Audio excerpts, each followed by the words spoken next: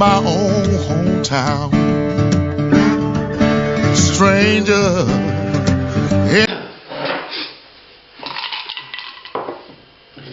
Howdy folks, Little John, and once again it's time for a 5 on Friday. This week brought to us by Spicebox, Spiced Canadian Whiskey. Never heard of it. It was recommended to me by a work colleague.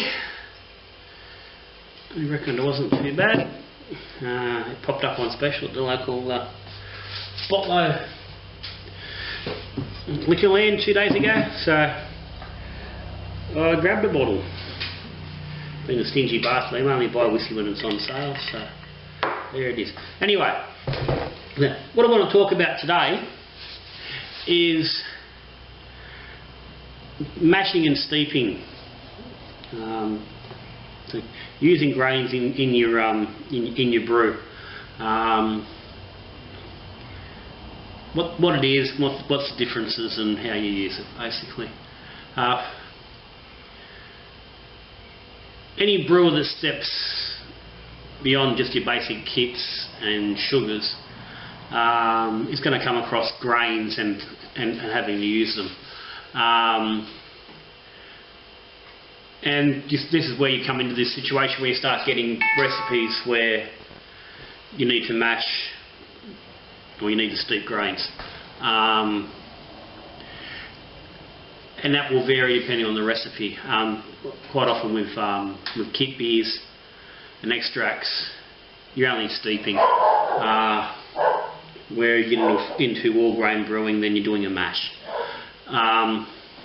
So essentially, a mash or a steep is just simply a way of, by submerging the grain into water at a certain temperature, you'll extract the proteins and the sugars and flavours, a combination of, or one or the other, out of the grain into the liquid, which you can then use to add to your extract in your mix, or you can use entirely for your beer depending on the method you're using.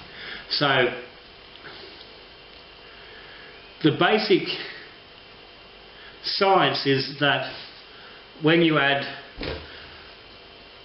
a milled grain, a cracked grain, not a whole grain, it's got to be cracked to access the insides of the grain. The grains are modified when they are malted. The process of malting starts the germination process of the seed, which activates sugars inside and proteins. It is stopped very quickly in the process, and then the grain is malted, which is basically, it's cooked at a low temperature over a varying period of hours to days, depending on the actual malt itself. By cracking that grain and then soaking it in water at certain temperatures releases those sugars. So we can get that out so we can use it for beer. So mashing is your main process. And mashing refers to using primarily a base malt, which we've discussed from previous videos. You can go back and have a look at if you want. I'll tag them up the top. Pale malt, Golden Promise, Maris Otter, Pilsner malt, Munich, Vienna, Gladfields have a variety of different malts. Depends on who you're using. But they're called a base malt, and they're generally lighter, and for the most part are below 10 EBC on the colour chart, depending on the variety. But you soak that grain in water at certain temperatures, and it has certain chemical reactions.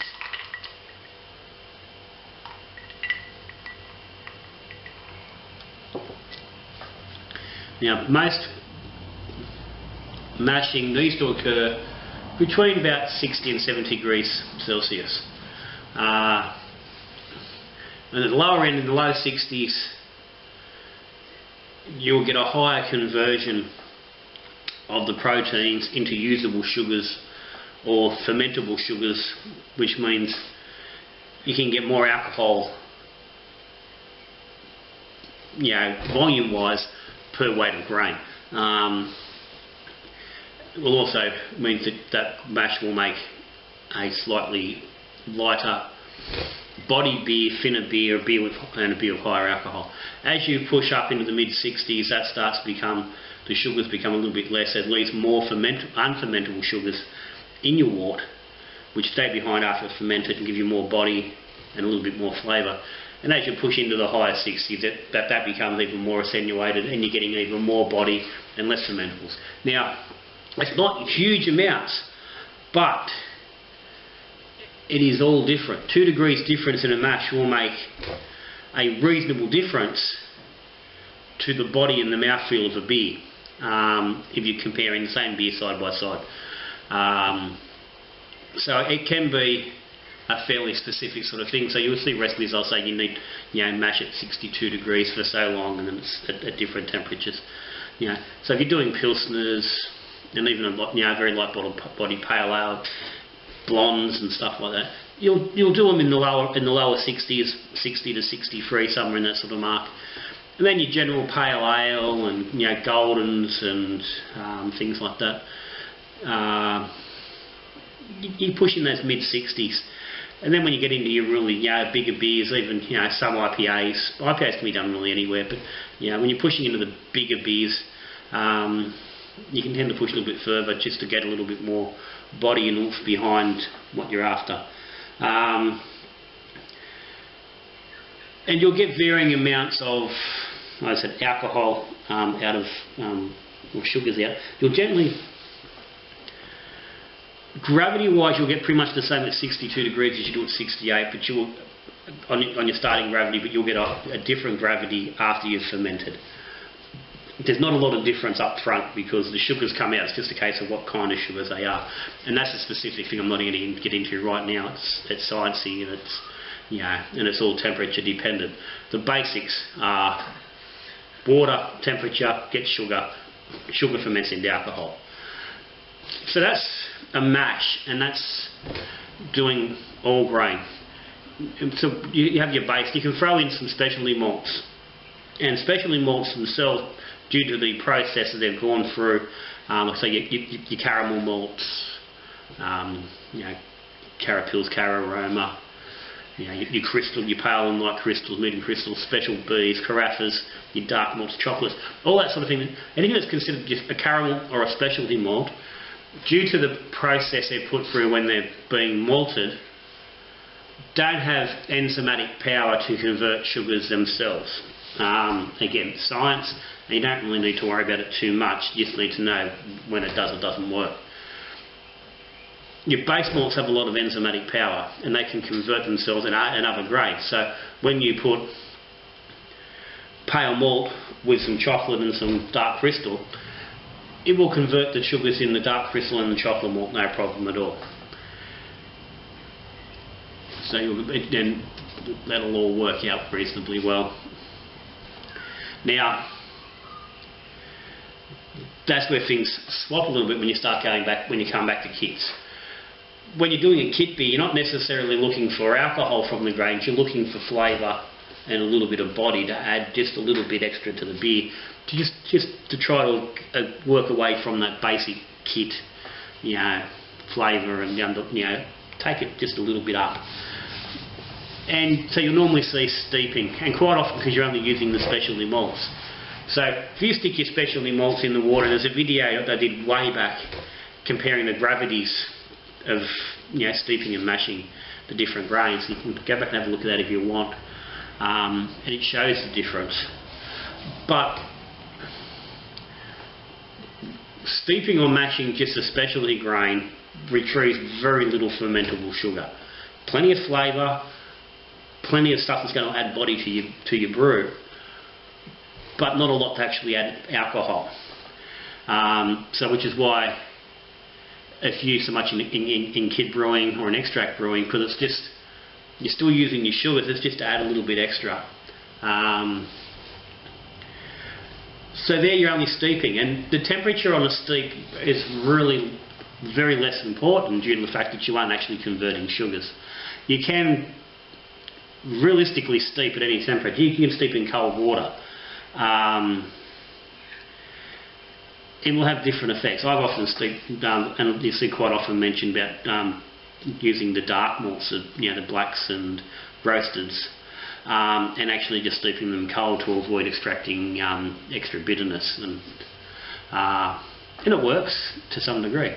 But in general, when you're steeping, you still want to be in that 60 degree range, and they generally sort of they say sort of mid-60s, just to be safe in the middle of the ball game. Again, it's that science, and that's where it tends to work best. So you will pull a little bit more out at those temperatures.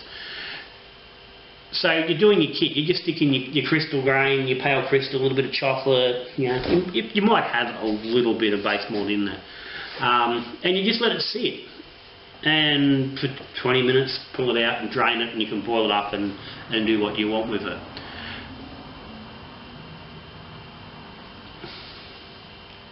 So it's a little bit easier to play with when you're doing the kits, because you just grab your pot, stick your grain in a little bit of water. You have to worry about exactly what temperature the water is.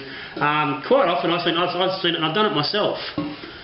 You throw 2 litres of you boil a jug and you put the jug in, so you've got about 2 litres of water. Most jugs carry a bit under 2 litres. Then you throw another litre of tap water in, and that gets you around 70 degrees pretty safely.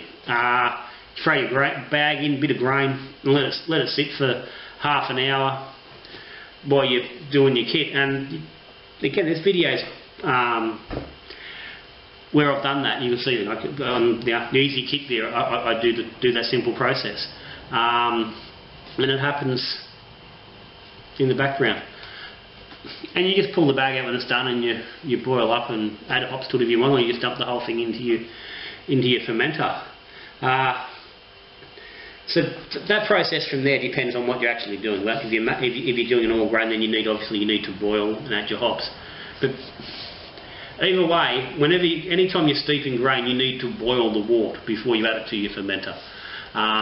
There's bugs and things that live in grain, and you need to boil them off. So even if you're just doing a steep, you need to boil for 10 minutes. Get rid of anything nasty in the brew, and then get it in. Obviously, when if you're doing an all grain brew, then you do a full mash, and you're going to do a full boil anyway. So that's no problem. So very similar processes, but the two will get quite different results. So as I said, depending on what kind of brew you're doing, will depend on what you need. So you need to pay attention a little bit. As I said, if you're a kit brewer, you don't need to mash anything. There's no need to worry about it. You can easily just do a simple steep and a short boil, and away you go. If you're doing all grain, then yes, you have to do a mash. You have to have malts that have enzymatic power. When you buy your malt, quite often it'll be listed. It can be sometimes listed as diastatic power, which is generally the more common term for it when you're looking at it.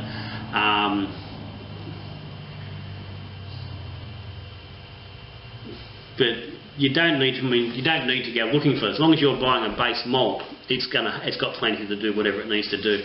And in all reality, you could have 1 kilo of Golden Promise and 7 kilos of Pale Crystal, which has got no diastatic power at all. There's enough in that 1 kilo to convert all the rest of what's left without any problem. And again, because there's not a lot of sugars there.